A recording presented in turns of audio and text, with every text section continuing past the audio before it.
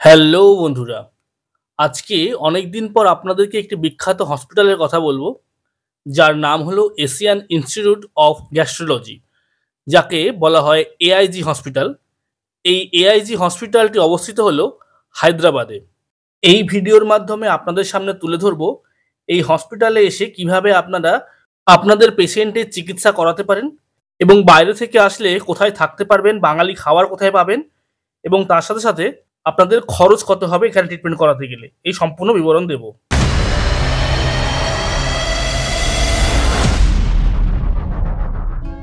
এই এআইজি হসপিটালে ডাক্তার দেখাতে গেলে প্রথমে আপনাকে আসতে হবে ফ্লাইটে বা ট্রেনে করে হায়দ্রাবাদের স্টেশন থেকে বা এয়ারপোর্ট থেকে আপনারা এই এআইজি হসপিটালে আসার জন্য গাড়ি ভাড়া পেয়ে যাবেন। হায়দ্রাবাদ এয়ারপোর্টে নেমে ওখান থেকে গাড়ি রিজার্ভ করে আসতে চাইলে আপনার ভাড়া পড়বে প্রায় 700 টাকা। পেট সংক্রান্ত যে কোনো সমস্যার জন্য আপনারা এই হসপিটালে এসে ট্রিটমেন্ট করাতে পারেন। খুব ভালো হাসপাতাল এবং ট্রিটমেন্টের খুব নাম আছে এখানকার। যদি কোনো পেশেন্টের প্রচণ্ড পেটে ব্যথা হয় বা পেট জনিত যদি কোনো সমস্যা হয়ে থাকে, প্রথমেই আপনারা নিয়ে এসে ভর্তি করতে পারেন পেশেন্টকে ডাইরেক্ট ইমার্জেন্সিতে। এটি হচ্ছে বিল্ডিংয়ের পেছন সাইড এবং এই পেছন সাইডেই আছে হচ্ছে ইমার্জেন্সির মেন গেট। এখানে ডাইরেক্ট ইমার্জেন্সিতে এসে আপনারা পেশেন্টকে ভর্তি করতে পারেন, কিন্তু প্রথমে আসলেই যে আপনাকে ভর্তি নেবে তার কোনো কথা নেই। প্রথমে ডাক্তাররা চেক করে দেখবে যে পেশেন্টকে সত্যিকারে ভর্তি করা দরকার আছে কিনা। প্রথমে ডাক্তার কিছুক্ষণ অবজারভেশনে রাখবে পেশেন্টকে, তারপরে যদি মনে করে পেশেন্টকে ভর্তি করানো দরকার আছে তখনই পেশেন্টকে ভর্তি করবে। তেমন যদি গুরুতর ডাক্তারের কাছে মনে না হয় তাহলে ডাক্তার হয়তো আপনাকে ওপিডিতে রেফার করবে। এবার আপনাকে এমার্জেন্সির ভেতরের অংশগুলি দেখাচ্ছি। এটাই হচ্ছে এমার্জেন্সিতে যাওয়ার মেন করিডোর। সেখান থেকে এমার্জেন্সি যে রুমটি আছে তার ভেতরের কিছু অংশ আমি আপনাদের সামনে তুলে ধরছি। এমার্জেন্সি পুরো নিট অ্যান্ড ক্লিন এবং প্রচণ্ড হাইটেক টেকনোলজির মাধ্যমে পেশেন্টদেরকে ট্রিটমেন্ট করা হয় এখানটায়। এটিই হলো হসপিটালের সামনের অংশ এবং এই সামনে দিয়েই যেতে হয় ওপিডিতে দেখানোর জন্য, যা আপনাদের সামনে এবার তুলে ধরবো। প্রথমে এখানে অটো বা গাড়ি করে এসে হসপিটালের মেন গেটের সামনে নামতে হয় এবং তারপর ওখান থেকে পায়ে হেঁটে ভেতর প্রবেশ করতে হয়। এটি হলো এআইজি হসপিটালের ভেতরে প্রবেশ করার মেন এন্ট্রান্স। যদি কোনো পেশেন্টের হেঁটে ভেতরে প্রবেশ করতে অসুবিধা হয় তার জন্য এখানে হুইল চেয়ারের ব্যবস্থাও আছে। ভেতরে প্রবেশ করার আগে সিকিউরিটি চেক করা হয়। এখানে ভেতরে ঢোকার সময় পকেটে কোনো রকম বিড়ি, সিগারেট, লাইটার, কোনো রকম দাহ্য বস্তু নিয়ে ভেতর প্রবেশ নিষিদ্ধ। ভেতরে প্রবেশ করলেই দেখতে পাবেন সামনে অনেকগুলি কম্পিউটার রাখা আছে এবং সেখানে প্রথমে পেশেন্টের রেজিস্ট্রেশন করতে হয়। রেজিস্ট্রেশন করতে গেলে পেশেন্টের লাগে হচ্ছে আধার কার্ড এবং যদি পেশেন্ট কখনো আগে কোনো ডাক্তার দেখিয়ে থাকে তার বিভিন্ন ডকুমেন্ট এরা এখানে চেক করতে পারেন। গ্রাউন্ড ফ্লোরে পেশেন্টের রেজিস্ট্রেশন হয়ে যাওয়ার পরে আপনারা পেশেন্টকে নিয়ে এসকেলেটারে করে অথবা লিফটে করে অথবা পায়ে হেঁটে দোতলায় প্রবেশ করতে হবে। দোতলায় গিয়ে প্রথমে আপনাকে ডাক্তারের অ্যাপয়েন্টমেন্ট নিতে হবে। এবার যদি আপনাদের নজরে কোনো ডাক্তার থাকে যে ওনার কাছেই দেখাতে চান তাহলে সেই ডাক্তারের নাম বললে ওই ডাক্তারের কাছে অ্যাপয়েন্টমেন্ট আপনাদের হয়ে যাবে, অথবা যে সমস্ত রিপ্রেজেন্টেটিভ ডক্টরের অ্যাপয়েন্টমেন্ট দেওয়ার জন্য বসে আছেন তাদেরকে যদি আপনার পেশেন্টের সমস্যাটা বলেন তাহলে ওনারাও সাজেস্ট করে দেবেন কোন ডাক্তারের কাছে আপনার অ্যাপয়েন্টমেন্ট নিলে পেশেন্ট সুস্থ হতে পারে। ডক্টর অ্যাপয়েন্টমেন্ট হয়ে গেলে ওখান থেকে আপনাকে টোকন দেওয়া হবে। ওই টোকেন নিয়ে যে নির্দিষ্ট রুমের কথা বলবে সেই রুম নাম্বারের সামনে গিয়ে বসতে হবে এবং সেই টোকেন ওয়াইজ আপনাকে ডাকা হবে এবং ডাক্তার দেখবে। ডাক্তার যদি কোনো টেস্ট করার কথা বলে সেই টেস্টের জন্য অ্যাপয়েন্টমেন্ট নিতে হবে একটি নির্দিষ্ট কাউন্টারে গিয়ে। কাউন্টার থেকে একটি টোকেন দেওয়া হবে এবং কাউন্টার থেকে বলে দেওয়া হবে কত নম্বর রুমে আপনার টেস্ট হবে। রুম নাম্বার জেনে নিয়ে আপনারা চলে যেতে পারেন সেই কাউন্টারের সামনে যেখানে গিয়ে আপনার টেস্ট হবে।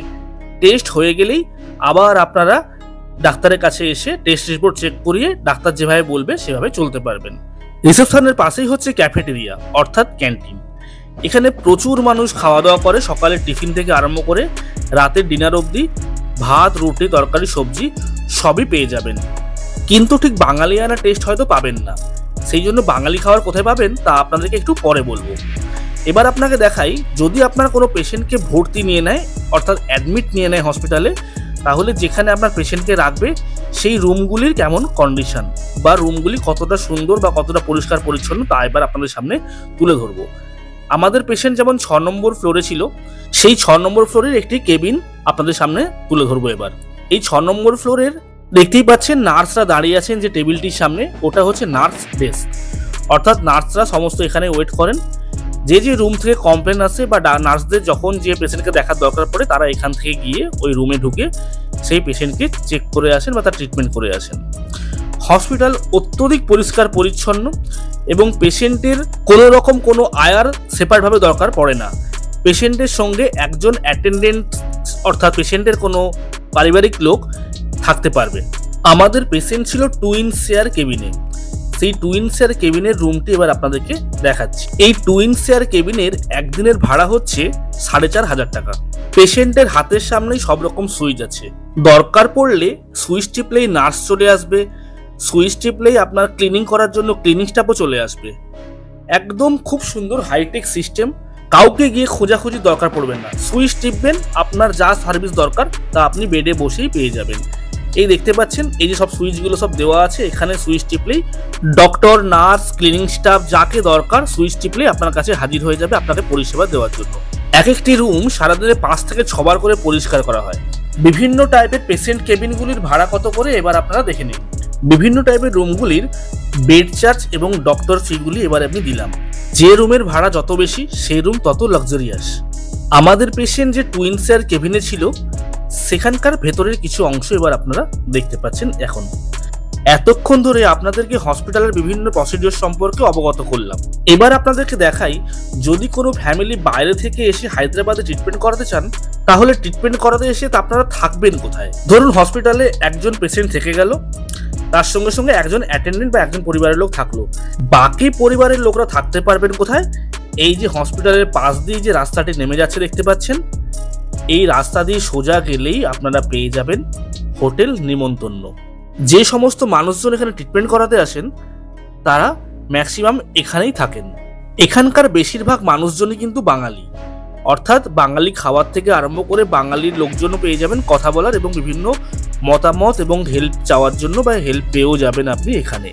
এবং এটি হলো একদম এআইজি হসপিটালের পাশেই। আপনারা পায়ে হেঁটে 5 মিনিট হাঁটলেই এই হোটেল নিমন্তন্ন থেকে পৌঁছে যাবেন হচ্ছে এই এআইজি হসপিটালে।